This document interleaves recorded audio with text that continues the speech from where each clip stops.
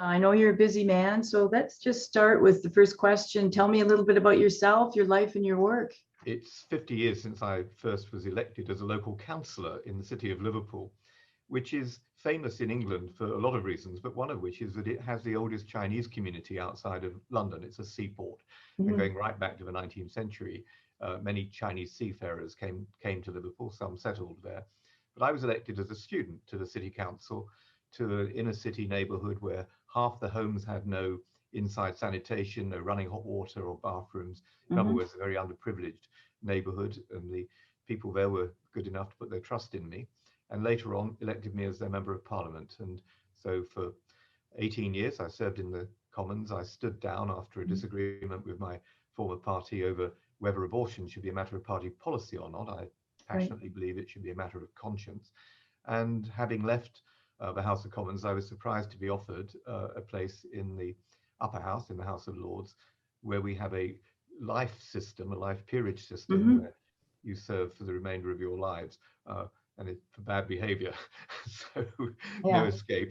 And since 1997, I've served as an independent crossbench peer in the House of Lords, where I pursue many of the causes I care passionately about, particularly human rights issues. And understanding just recently that the Chinese Communist Party imposed sanctions on you, can you explain the nature of those sanctions and the reason that they were imposed on you? Well, the sanctions have been imposed on me, but also on several of my colleagues, and of course in America on friends and colleagues there, such as former Senator Sam Brownback and Congressman Chris Smith. So I'm in good company. And the sanctions mean I can't travel to places like Hong Kong and Macau and mainland China. And if I had any business interests, which I don't, then they would be severed. But these also affect my family as well. But frankly, I regard these as a distraction in comparison with the real sanctions, the sanctions against over 1 million Uyghur Muslims who are incarcerated, sanctions against the wonderful people of Hong Kong who are losing all their democratic rights. The sanctions against people like Zhan Zhan, a young woman just in her 30s, a Christian woman, a lawyer by background, and a citizen journalist who went to Wuhan to try and discover the reasons for the outbreak of coronavirus, COVID-19. And because she tried to shine a light on those circumstances, she was given a 4-year prison sentence, and she's in very poor health. She's been tortured. So sanctions on someone like me are trivial by comparison with what is happening to the people of China themselves at the hands of the Chinese Communist Party, who were responsible, of course, for the Cultural Revolution. They were responsible for Tiananmen Square, and they've been responsible for many atrocities since then, which only now is the world really beginning to wake up to. And why do you think that is? These problems have been there for how many decades? I was looking back in advance of this interview with you at when I started to raise these issues, and it was 1981 when I first traveled to communist China. I met members of the underground church. I heard the story of Cardinal Kung, who'd been in prison for decades and was then under house arrest. I was taken to some waste ground and told that this was looking up to where he was being kept, and he came to the window. He would make a sign of a cross for people to show he was safe and well. He had suffered terribly, but so had so many of the underground Christians from Protestant and Catholic backgrounds. I met some of those, and I came away and raised those issues in Parliament in the 1990s. I particularly raised the issue of the one-child policy. Chinese Communist Party made it the only country in the world where it was illegal to have a brother or a sister. The state interfering in every aspect of people's lives. So interference in their religious faith, the persecution of the Falun Gong, the persecution of Tibetan Buddhists, the persecution of Christians, the persecution of Muslims. You see it right across the piece, that they believe in one party, one system. And that party is the Communist Party, and it's an authoritarian system. And the world didn't want to know, because it was far more interested in trade relationships, in getting cheap goods on the back of slave labor from Xinjiang, and it was turning a blind eye. But I think that the COVID-19 crisis finally woke people up. And the American administrations, both the outgoing Trump administration and the incoming Biden administration, have both seen clearly the nature of this threat to Western democracies. And I'm grateful to them for that, because I think that has meant that many of the other nations, Australia notably, who suffered Yeah. themselves with sanctions because they Mhm. dared to speak out and ask for a full inquiry into what had happened in Wuhan. People are waking up and they're beginning, the mask, if you like, has slipped on the CCP. People are now beginning to see its face for all that it is. And you could say that it's been on the back of brave people like Cardinal Zen. It's been Mhm. on the back of brave people like Martin Lee and Margaret, Mhm.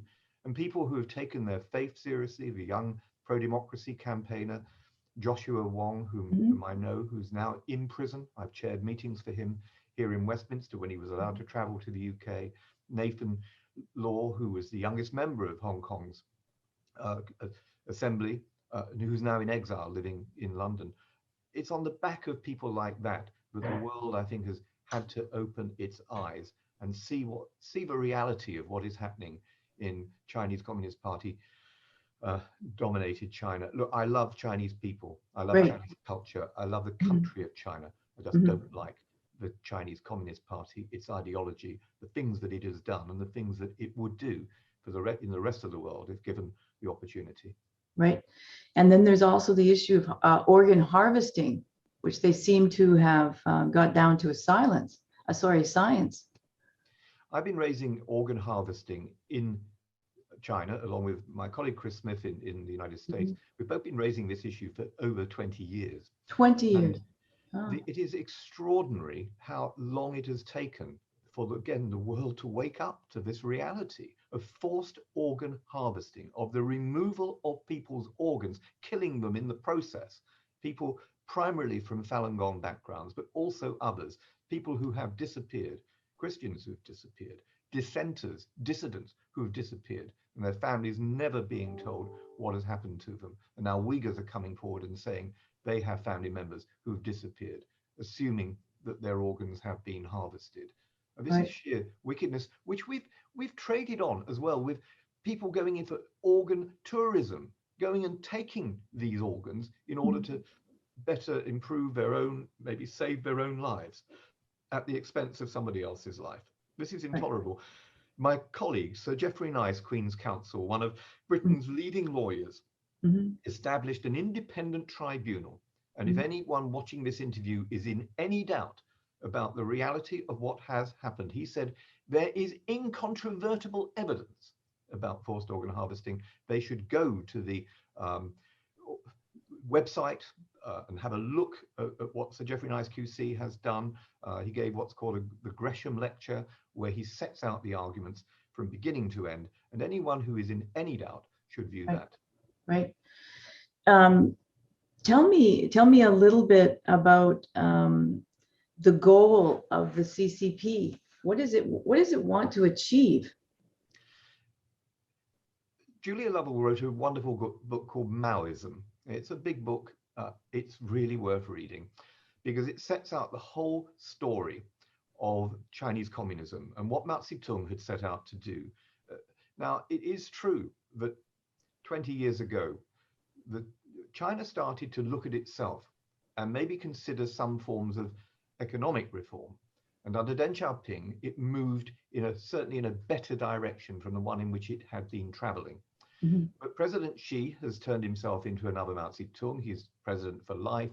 He is wedded to an ideology that will transplant itself into every available country, which is why the so-called Belt and Road Initiative, Right. over $700 billion has been going into this extraordinary program, Mhm. which is subverting the countries into which it goes because it places huge debts on them. Theoretically, they're supposed to repay all of the money that they have been given. But in the meantime, they'll pay it in kind by using their votes in the United Nations, in the Mhm. Security Council, in the General Assembly, voting always along with China. So this is about the subversion of the rest of the world. Some people call it the Thucydides trap. This is the ancient story where one major power is transposed by another. And that is what China is setting out to do. But we mustn't fall into the Xi trap. We mustn't fall into the CCP trap. We've got to defend Western democracy and the values we care for, not least things like religious freedom. Article 18 of the Universal Declaration of Human Rights Mhm. says that everyone has the right to believe, not to believe, or to change their belief. That is honored in its breach each and every single day in Chinese Communist Party territories. And it's something that if we care about, we have got to defend. Virtually all the 30 articles in the Universal Declaration are subverted by China or breached by them, and yet now they sit with great audacity on the United Nations Human Rights Council. Yes. The watchdog Yes. and the burglar become one and the same thing. The Yes. world has got to wake up to this. Right. How do you, from an economic point of view, how do states start to unwind or untangle themselves from this? And specifically, I think about the United States. Sometimes people compare what is happening now with the Cold War. Mhm. They're wrong in a number of respects. This is an ideological struggle between Marxist Maoism in the Chinese Communist Party and ourselves, with our Western liberal values rooted in liberty and freedom. But it's not against something like the Soviet Union, which was not an economic power. Mhm. The Soviet Union could point missiles at us and we can point missiles back at them. And Mhm. thanks to Margaret Thatcher and Ronald Reagan and John Paul II, we stood against those things, and we were able to bring through what was called the Helsinki process. We Mhm. were able to bring our values of human rights and help to bring about the fantastic changes that we saw with the collapse of the Berlin Wall in 1989. Mhm. With China, you're dealing with something altogether different. Mhm. This has become a huge economic power. Mhm. Look at its population as an example of that. And it has been very cleverly insinuating itself into every aspect of our economic lives, Yes. both in the United States, but in the Western world too, into things like surveillance technologies, Yes. taking over things like 4G, 5G, wanting to own our telecommunications industries, wanting to own our energy production industries, wanting to buy up our bonds, wanting to have Mhm. control, a stranglehold over our economies. Well, it's quarter to midnight, but there is still time. Okay. We have got to extricate ourselves from these economic ties and make our industries a lot more resilient.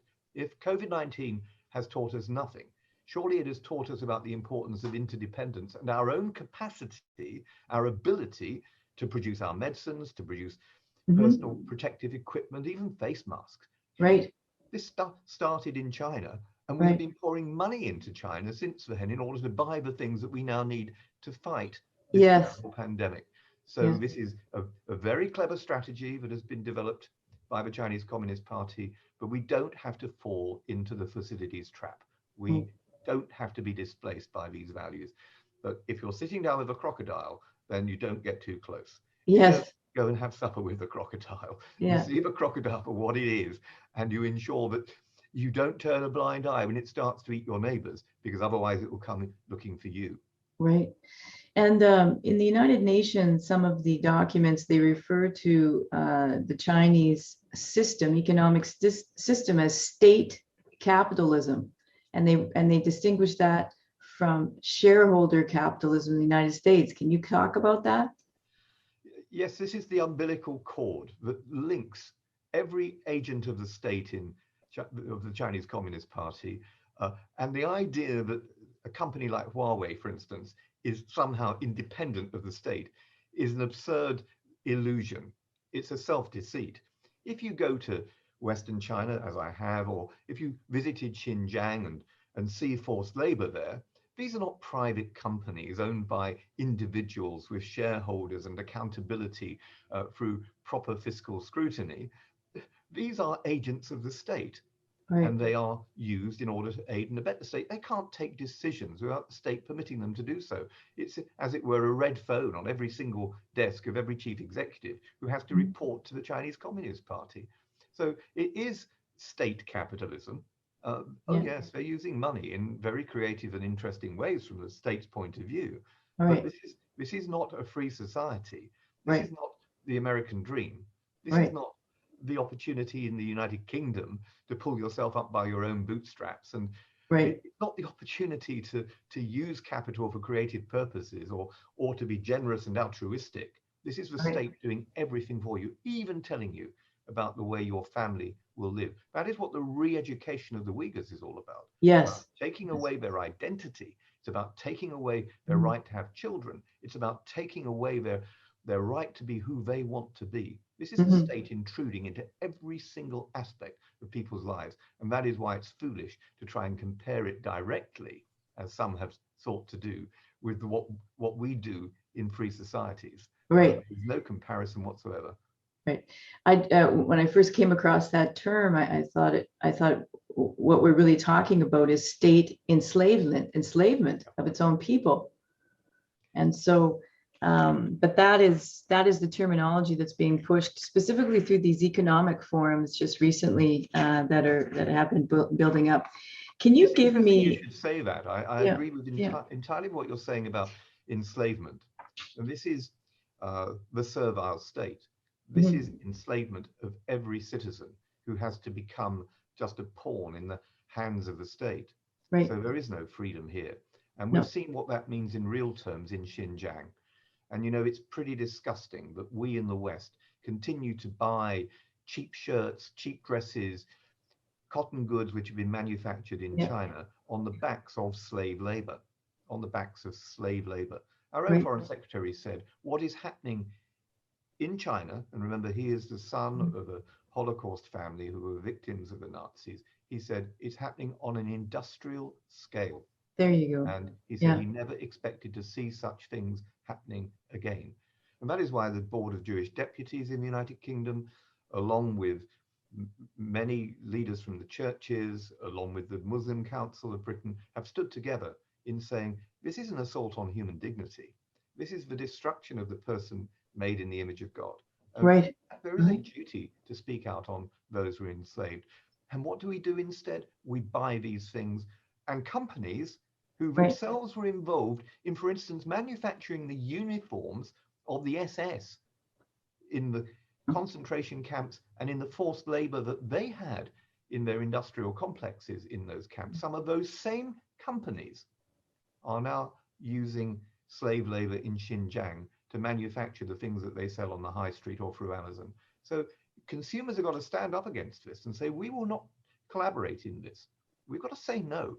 And we've been a long time getting around to it. But I think that just as in the anti-slavery movement in the 19th century, led by the great British parliamentarian William Wilberforce, only really came to effect. It took 40 years of campaigning, but it happened in the end because the public said no. They said, we are not going to buy the sugar from the plantations. We're going to boycott these things. We are going to use the economy to stop this from happening. So the combination of morality, economics, politics, alliances of people standing together, everyone from the Quaker ladies to escaped slaves, it changed hearts, it changed minds, and then it changed laws. Okay. So in the end of the day, is the goal of the Chinese government in competition with the USA to replace it completely as an economic power? Or is there something more malicious, more of a hatred of God and through its ideologies and the domination of the whole world? Well, President Xi has made it quite clear that it's the objective of the Chinese Communist Party to replace the United States specifically as the great world power. But it's also about the replacement of what he regards as weak liberal democracy. And that is why, at long last, in countries where left and right fight one another, they're beginning to understand that we've got to fight on the issue of right and wrong. And if we don't want to go down that route, then we have to stand together to oppose it. And we have to see that the imposition of Chinese Communist Party hegemony is what they are trying to achieve. It is late in the day, but it's not too late for us to stand together. We've done it before. When you think back to the Second World War, you think back to the First World War, the United States entered those fights and with a heavy heart, knowing what the consequences would be. They knew that it would lead to the loss of material wealth, it would lead to the massive loss of life. And yet, in the end, those sacrifices were made to defend the values that we care for. And I think that they have been under an illusion in Beijing in thinking we will not stand up and fight for Taiwan, that we won't stand up and fight alongside the people of Hong Kong, that we don't care what is happening to the Uyghurs in Xinjiang, that it doesn't matter what has happened to the Tibetans and the horrors that they've undergone. But we don't give a damn about what's happening to Christians and others who are imprisoned because of their faith. Well, we have to show them we do care about those things, Right. and then they'll take us far more seriously. Right.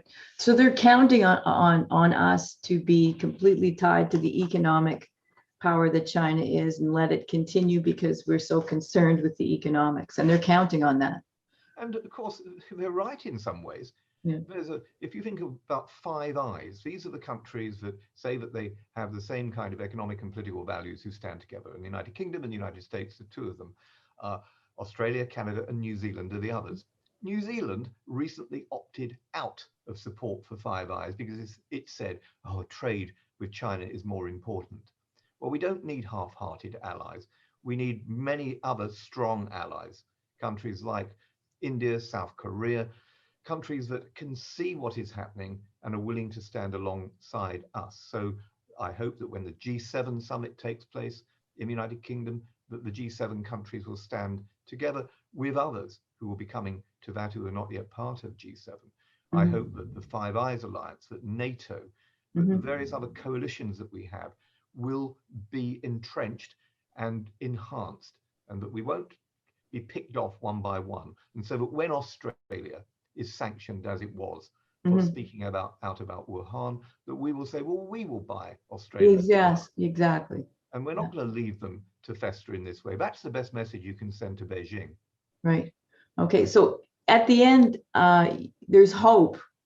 We can do this if we band together. If you know the story, as I'm sure you do, of Pandora's box from Greek mythology, you will know that the one thing that was left in the box when everything else was gone was hope. So yes, there's always hope. But hope has to be combined with faith. It has to be combined with a commitment to life. It has to be combined with practical actions. There's no point just wishing on a star. Exactly. So we have to use our capacity and our ability and not be silenced by those who would like to make us close our mouths and stop taking action. I'm always have in my mind the words of Dietrich Bonhoeffer, the great Christian theologian who was executed, murdered by the Nazis. He had said that not to speak is to speak, not to act is to act. And of course, Saint Edith Stein said that it is irresponsible to be silent. We have to accept our responsibilities. We have huge privileges, liberties, freedoms. Right. We've got to use them. One day we'll be asked, how did you use the gifts, the opportunities you were given? A fairly awesome question. So I think the answer to that is we used our democratic rights. We spoke up. We stood alongside one another and we warned the world what was approaching. And we did all that at least we could. Okay. Well, thank you, Lord Alton, so much for spending time with us and for your good work. So God bless you. Thank you. It's a great pleasure to be with you, and I respect so much what is being done at Ave Maria and all the work that is going on across the piece. So thank you.